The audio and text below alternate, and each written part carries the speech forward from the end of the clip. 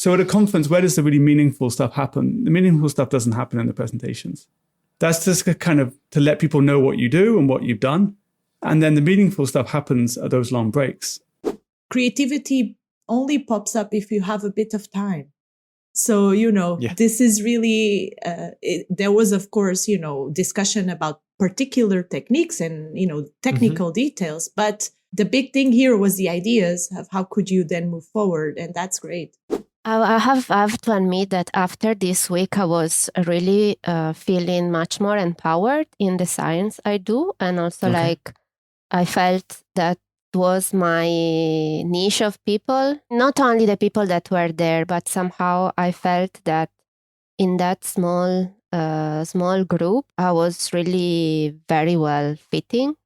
Science is obviously a human adventure. And, humans sometimes get along, sometimes don't get along, but it's also all about us to build the correct environment, prepare the adequate setting to have the best human interaction that we can have, so that research, which is a very enjoyable adventure, is done in an enjoyable environment. Are you working in research, trying to do the best science you can? Are you a team leader, a research assistant, postdoc, PhD student, or any other type of scientist? Are you looking for a place where you can sit, relax, and listen to inspiring people? Well, we have good news for you. You've just found what you're looking for. Hi everybody, my name is Renaud Pourpre. And I am Jonathan Weitzman. Welcome to the Lonely Pipette, helping scientists do better science.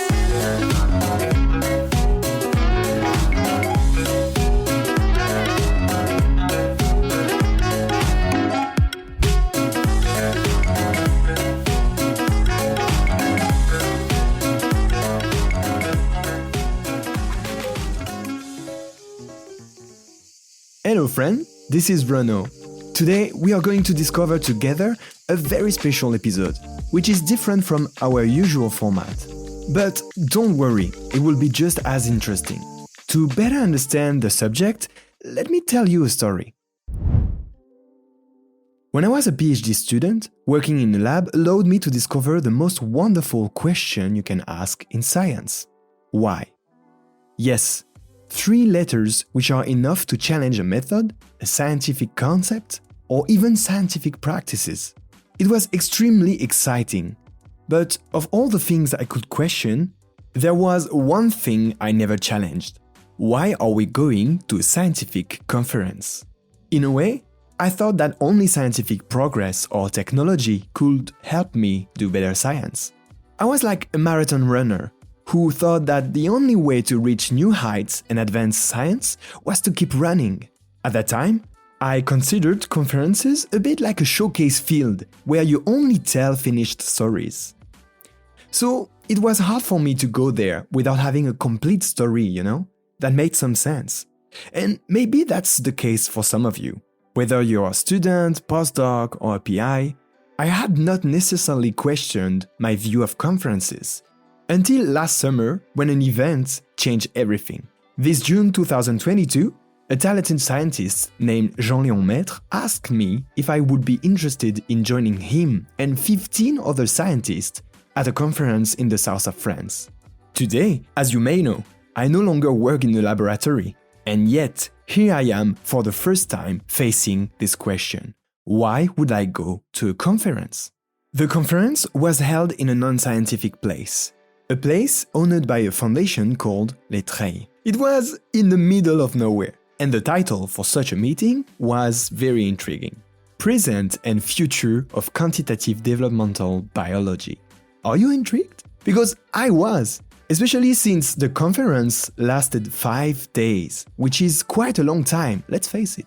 I was so intrigued that to answer my question, I knew that there was no better way than to go there. Okay, my experience there was as surprising as it was inspiring. But not just because of the science. It profoundly changed the way I thought about scientific interaction. We'll get into the details, but I saw that I wasn't the only one who enjoyed the moment. That's why, in this special episode, we are going to change the narrative. We are going to dive into this original story with 4 scientists who experienced this meeting with me. And since every story has an origin, why not start with this one?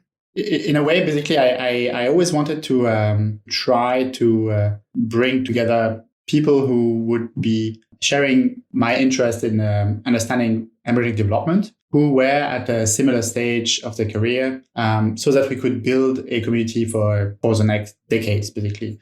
This is Jean-Léon Maître, the organizer of the meeting. He's a CNRS researcher at the Institut Curie at Paris.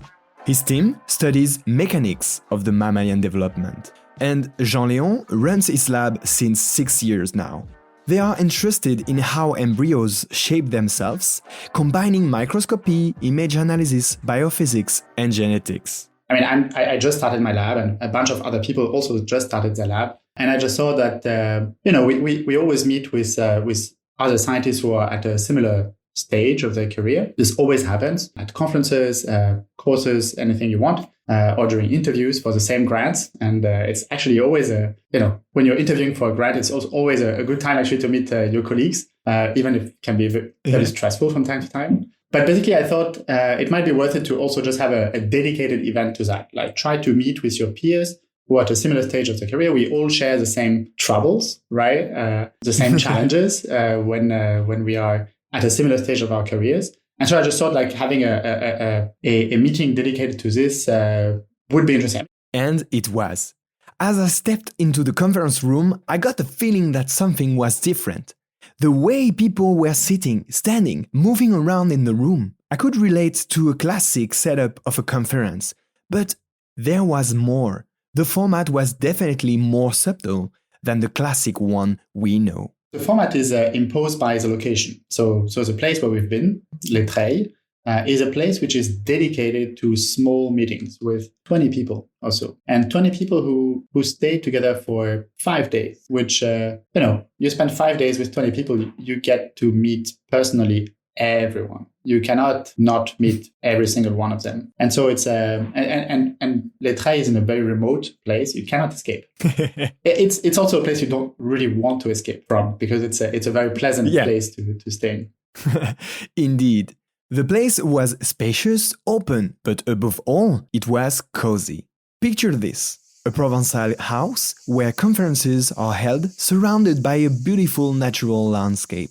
Everything is quiet, no city noise around, only the wind blowing, the sound of the birds and the voice of scientists. A place far from any scientific context that leaves room for other possibilities that, we all appreciate in science. Contemplation, exchange, and creativity. But it was not only the surroundings that were original here, it was also the rules that guided the presentations. In fact, there was only one rule. It's that there was none. I'm not always good at organizing things, so I kind of left it. I left it to some extent to some self-organization, which is very fitting for what we study. And the idea of those intimate meetings, right, is that you discuss.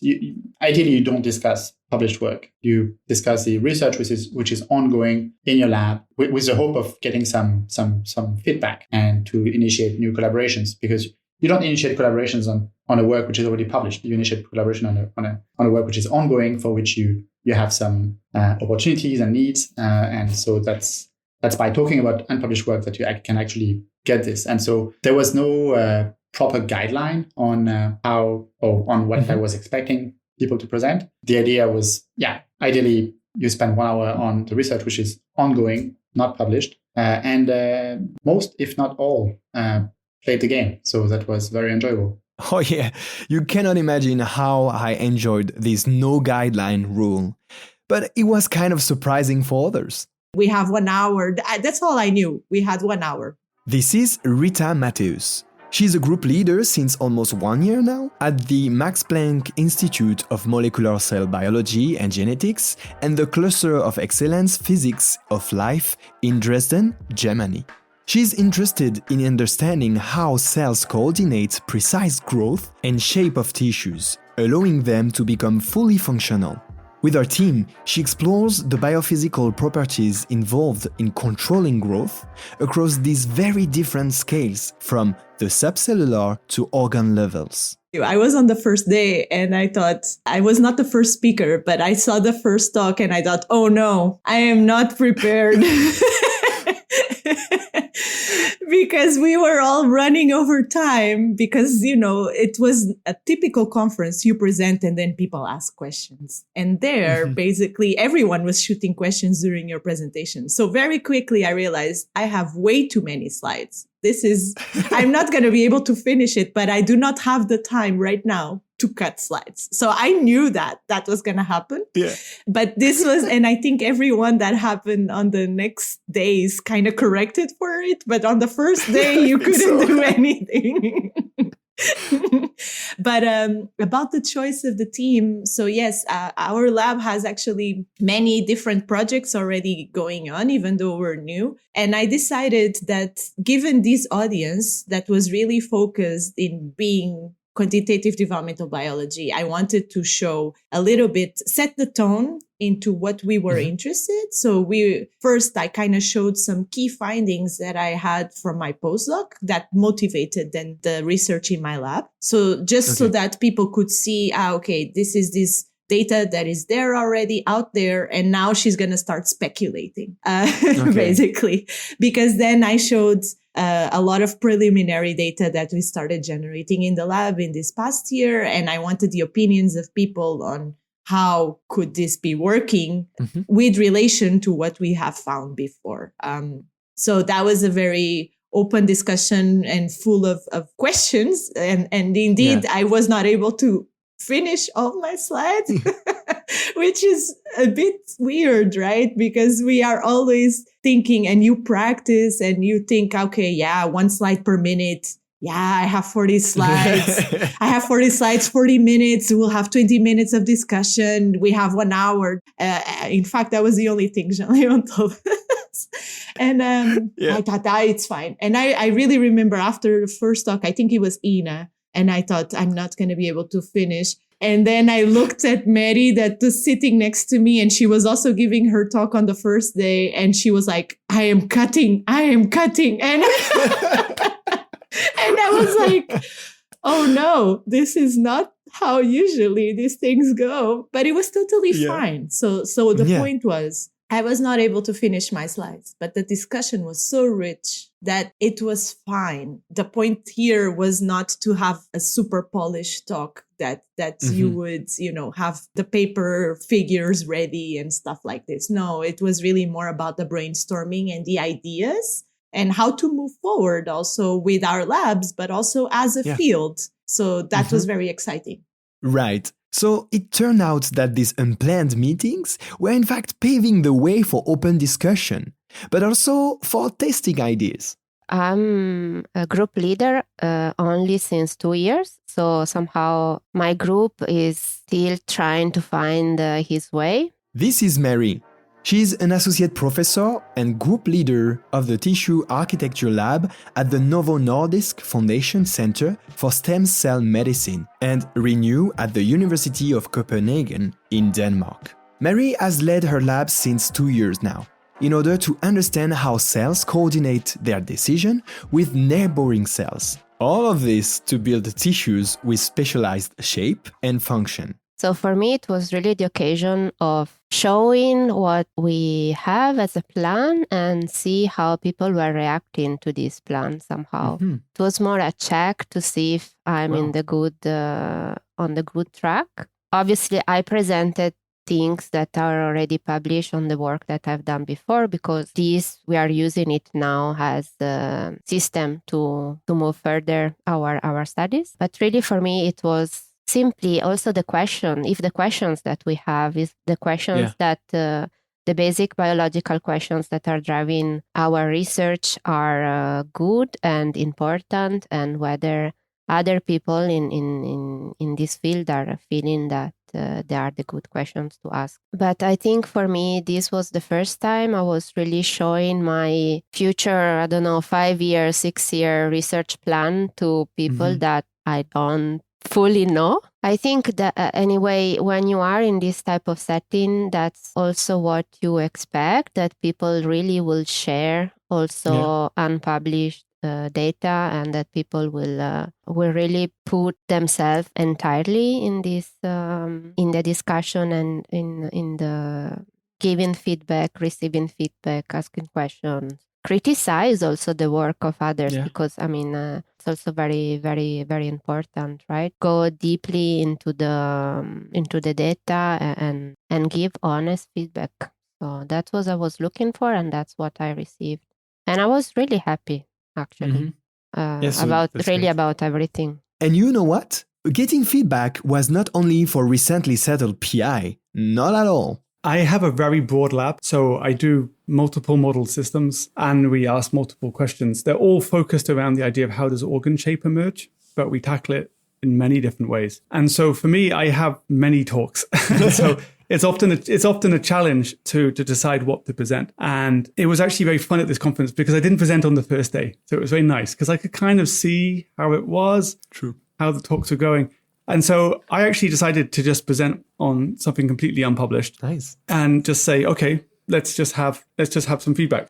You've just met Tim Saunders, who runs his lab since 2013. He's an associate professor and group leader of an interdisciplinary group of the Center of Mechanochemical Cell Biology at Warwick University in England. His team focuses on deciphering how organ shape forms. With biologists, microscopists, and biophysicists, they tackle complex challenges such as how complex organ and tissue shape emerge in vivo, using state-of-the-art experimental and computational approaches. I did present on a bit of work that had come out in the last couple of years as a kind of a build-up, and we actually had some interesting discussion around that. But then we had what I thought was going to be 2 slides on some unpublished data, ended up being essentially 20 minutes of the talk. But that was really helpful. It was really useful for me because we're writing the paper now, and you identify problems and you can see where you need to improve it. And so I basically went with no talk prepared. I had multiple talks on my computer, and I actually basically put in and made a new talk in the morning of my presentation. And then I wasn't quite sure how it would time. So I actually had 3 parts to it, and we only got through part 1, which is what I was expecting. But I was a bit, if no one asked any questions, at least I had part 2s and 3s to get through the time. Wait, can we stop here for a moment? Can you imagine, for the first time, I saw a type of conference where not getting at the end of your presentation is actually a good thing, a sign that you've engaged enough people into the details and you got the feedback you wanted. I mean, in a funny way, isn't it the way all conferences should be?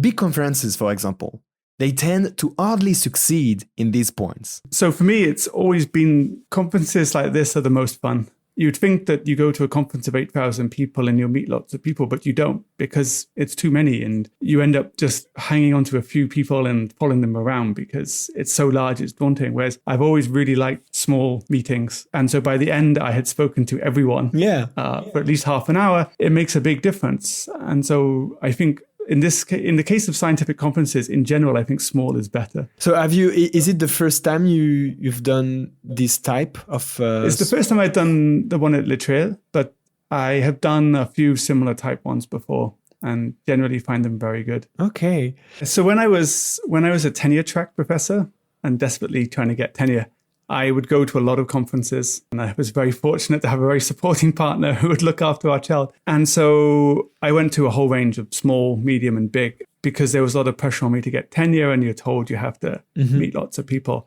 Since getting tenure, I have chilled a lot. And so I've not signed up for any big conferences for the last 2 or 3 years, and I generally don't go to them. I don't find them particularly rewarding. I see the point of them, and I think for younger researchers, there's a lot of value to going to a large conference where you get to see the breadth of research and you get to meet a lot of people. But I consciously moved back to the UK from Singapore because I wanted to travel less, because in Singapore, every trip was a long trip. Because of that, I've also decided to reduce the number of conferences I attend. So I've actually, in the last year, I didn't know if I'd be able to do it, but in the last year, I've said no to quite a few conferences. And it's hard. It's hard because you want to be there, you want to be seen. But I wanted to balance my work life a bit better. And so This sort of conference to me is far better. A week where you really have proper conversations in depth. I have a number of collaborations which are coming out of this conference, and that's worth far more than giving a talk for 5 minutes in front of a lot more people, but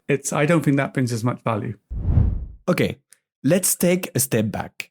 I think you can start to see where we are all going. Maybe behind the question, why are we going to a scientific conference? There is another hidden question. What values are we looking for in a conference? Here's Jean-Léon. What I hope you could appreciate as well is that how constructive all of the discussions were. There was no, I mean, I don't know how it feels from the, from an external perspective, but I didn't feel there was any fear of competition or anything like this. People were just talking about what they were doing in the lab. I felt that they were unrestricted and that people in the room were very much curious about the research that was being presented, and that they were very keen on actually just suggesting new ideas. And have you tried this? Do you want to do that?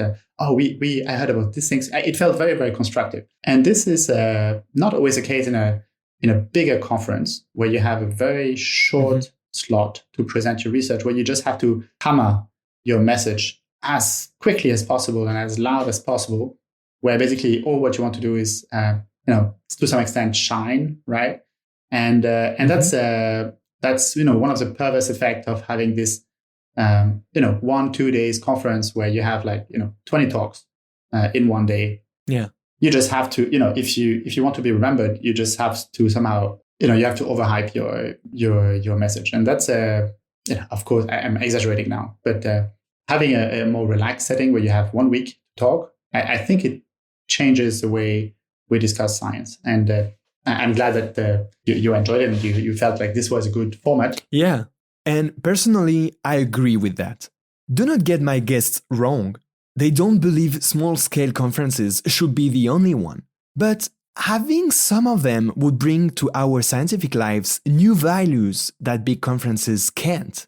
During these 5 days, I saw many surprising benefits from such a conference, as did my guests. For example, Marie really felt another level of engagement and meaningful conversations.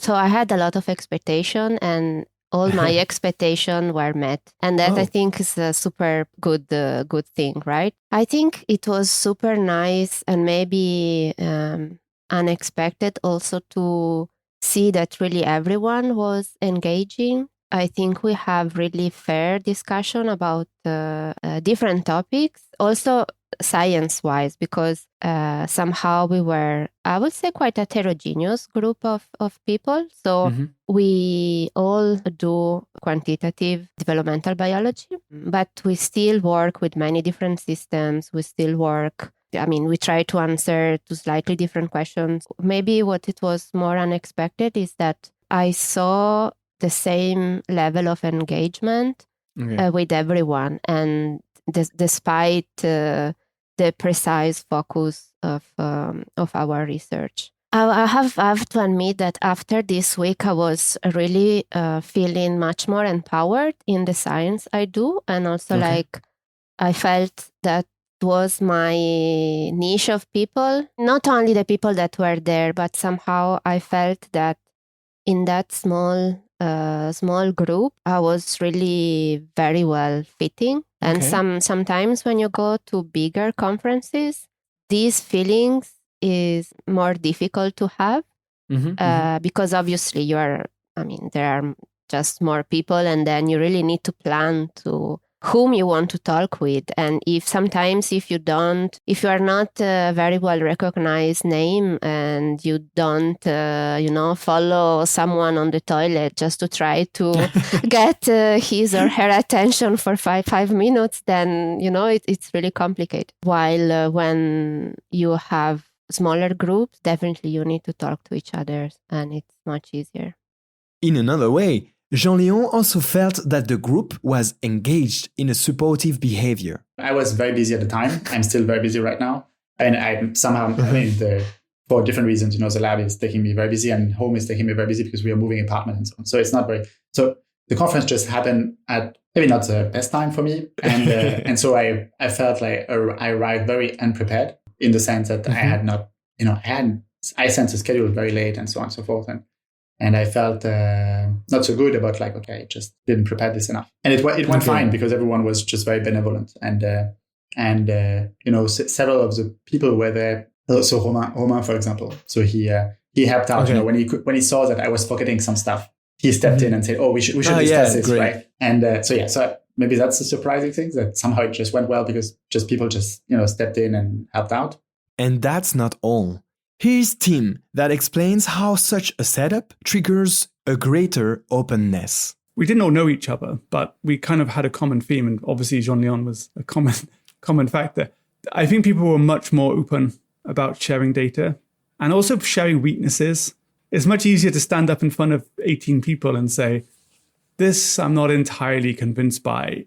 Whereas if you're giving a talk in front of 500 people, you don't want to seem to say that because you can't discuss the nuances. Whereas this open style of talk is much better. And it kind of comes back to something that, so I switched from physics to biology in 2007. And in physics, particularly our internal seminars, it was very common to be interrupted. So my first departmental seminar, I prepared a 20-minute talk and it lasted an hour because you expect to be asked questions. And I found it very weird when I went to biology that people would often sit in silence and then you just ask questions at the end. And I don't find that as good. And I find this conference where we proactively ask questions during the talks, you get into the nitty gritty and you understand the detail. It's far more useful, to be honest, than like a 5-minute blitz talk, which you just give the headlines and you kind of brush over any of the details.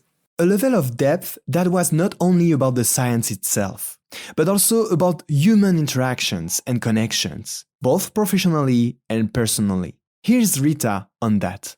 The most surprising thing was really the depth of interactions, in the sense that I felt after this week that I not only had made good connections for work, but also felt like a deep connection with people, like beyond just work. Like I thought, I want to see these people again. I want to continue to hang out with them. They are cool, not just as scientists, but also as people. And that is something that you don't have all the time in conferences. So that surprised me.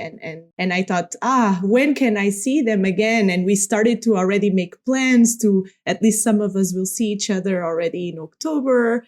And I thought, okay, this is amazing. We can really form a network. And that's very powerful. That's not something that happens all the time, just out of 1 week of interaction. So that really surprised me.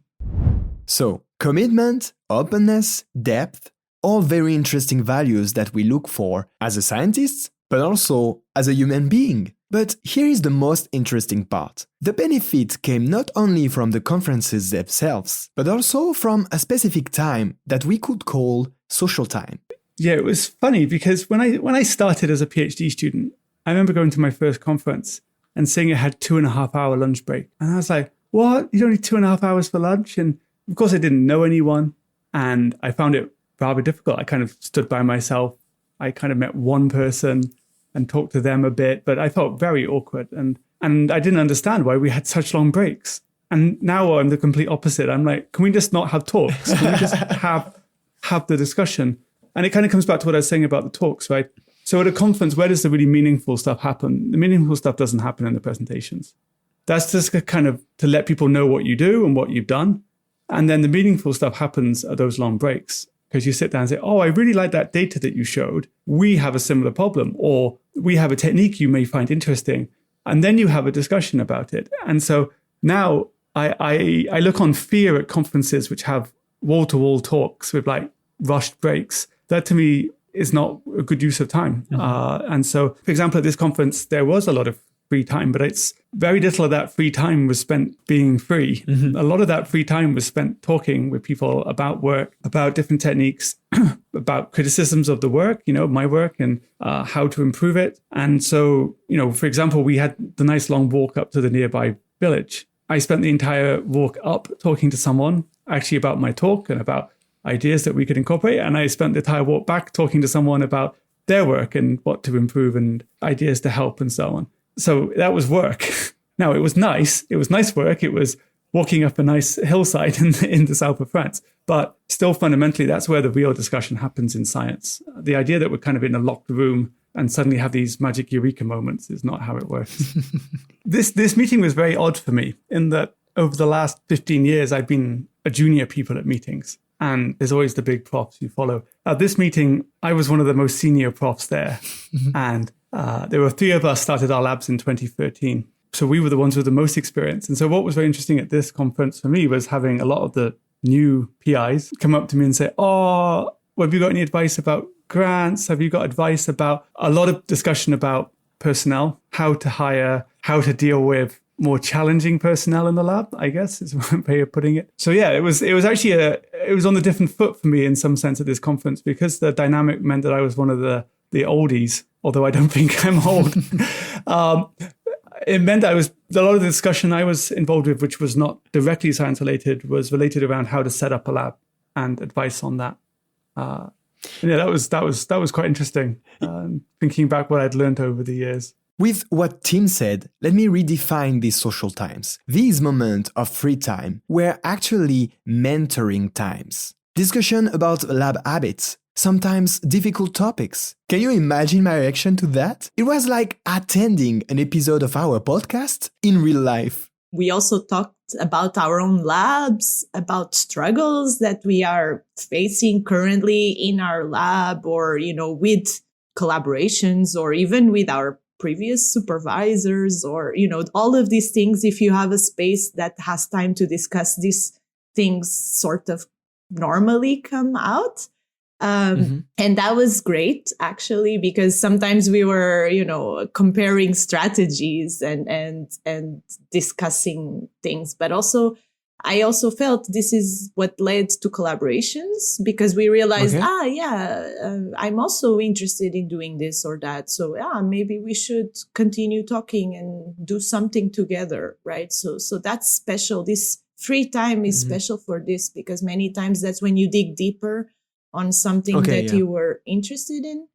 But also, a bit on this other more science personal level that many times you realize we are in a very small bubble. So we know a lot of people also that maybe we have connections in between people, between us that we didn't know, right? So that's also nice and also leads to then proximity that then in the future you think, who should I invite for this or that? And that's when you start thinking of the people that you met, right? So this time of brainstorming is essential.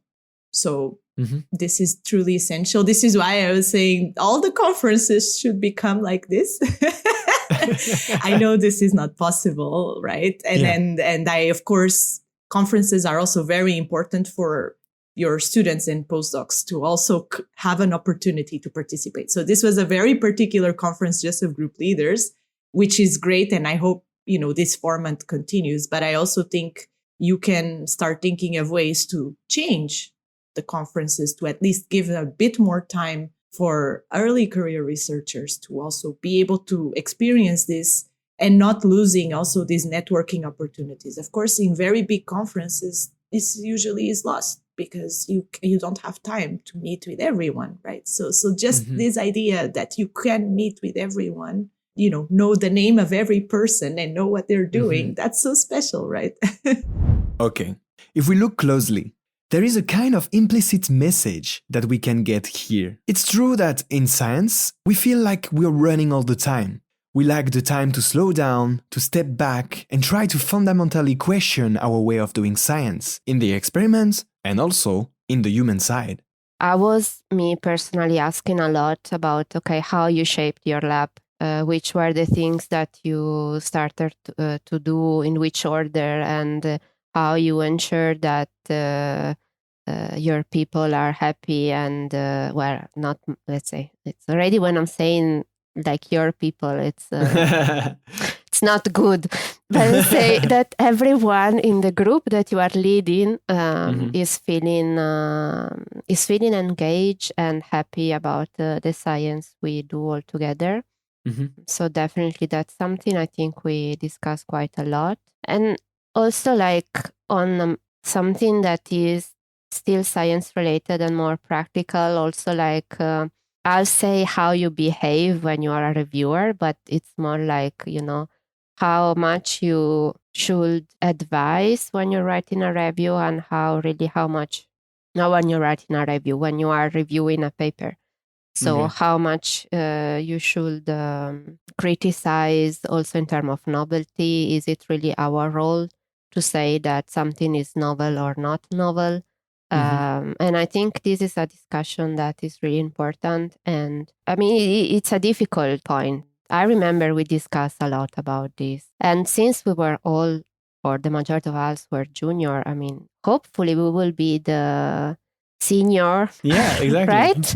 and the one that will push the science further also in this direction. So it was good also to discuss this more philosophical, also tangible problem, right? It's not, I will not say it's a philosophical side of science, but it's something practical and tangible, but that we rarely discuss about, seriously discussing, and not just complaining about, I got rejected because they didn't see the novelty, or I don't know, look, this paper that is now out in science, and it showed something that we already knew since 30 years. Now, what if this type of conference could force us to do so, giving us an excuse, as many successful entrepreneurs do, to slow down and take the time to discuss this between us, having this kind of creativity retreat, a time for mentoring retreat? I think it showed the importance of doing science in a good environment. And I've seen on Twitter quite a lot of people criticizing conferences and venues and sort of saying, well, we should be doing it cheaply. We should be doing it in a shed somewhere in the middle of the city. You need to be in a good mental space and in a good physical space in order to think properly. And the level that we're trying to do groundbreaking work involving very complicated ideas, very interdisciplinary. And you can only do that if you're in the right place, both physically and mentally. And I think it's very important that there are conferences like this which say, we're going to give you the right environment and the right support, where for a week you try damn hard and you work hard, and we all worked hard, but it was in a nice, supportive place where you also had a bit of a break from your day-to-day routine. And I think that stimulated a lot of ideas. And I think a lot of new concepts and work is going to come from this conference, much more so than if it was at a large conference venue, hundreds or even thousands of people trawling through. I find that a lot more stifling. And so I think there needs to be an acceptance, really, or realization that these conferences have a lot of value. And as I said earlier, it's not that we don't have the other conferences. I think they serve an important role. But I think there's, amongst quite a lot of people on Twitter at least, which I know is not maybe the best demographic to base it off, I think there's quite a lot of misunderstanding about what a meeting like this means. And I think that's something that I found very rewarding. I found the meeting very helpful. And I think it will benefit my lab a lot. And I hope it will benefit the others as well. I know it's also not easy to have this type of meeting all the time. It is time consuming, but I mean, it is a good time consuming, right? Creativity only pops up if you have a bit of time. So, this is really, there was, of course, discussion about particular techniques and, technical details. But the big thing here was the ideas of how could you then move forward. And that's great, right? This is how then you can really build new projects and figure out new research avenues, I'd say.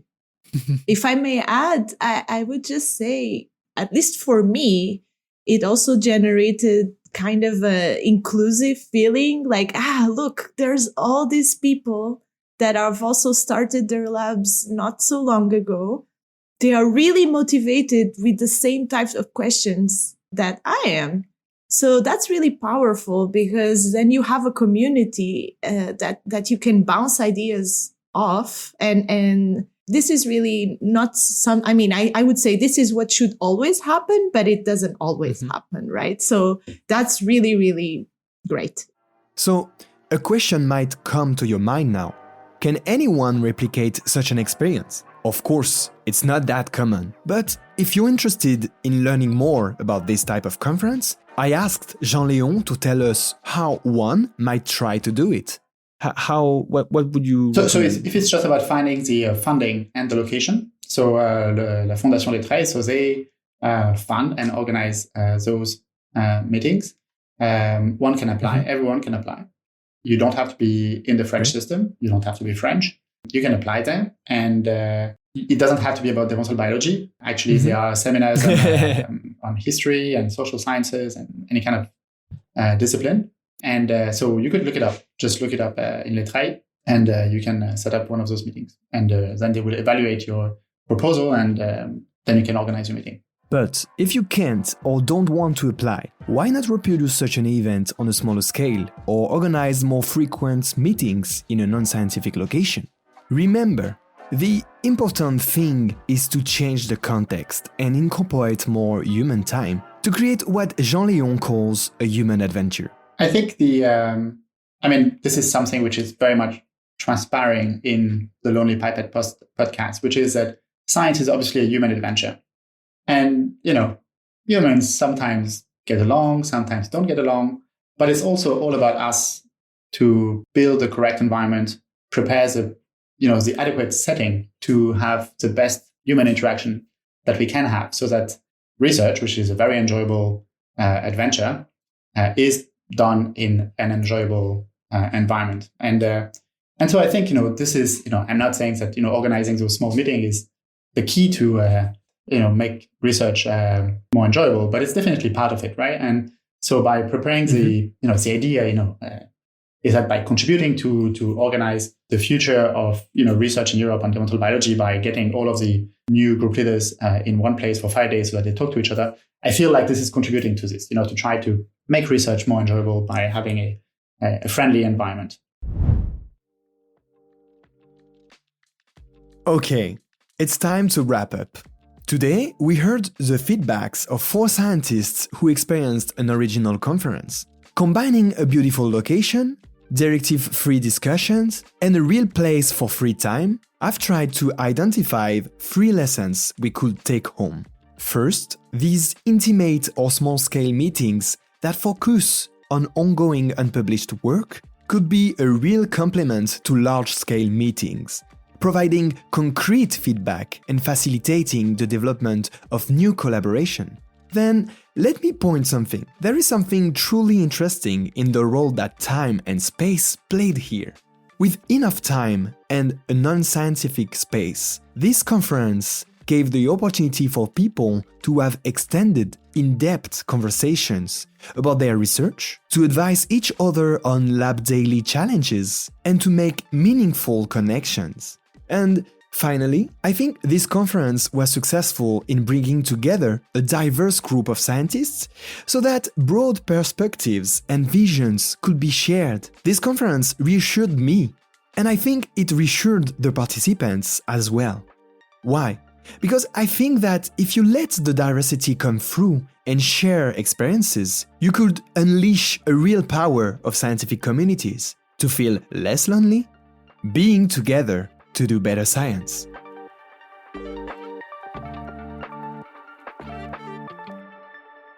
Thank you very much for following this episode. We would like to thank Jean-Léon Maître for the invitation and all the other participants who made this stay and this episode a very pleasant and inspiring moment. If you enjoyed this format, please feel free to share it with us on Twitter @LonelyPipette. Let us know if you would like to see more episodes like this one. Thanks again, take care, and à bientôt!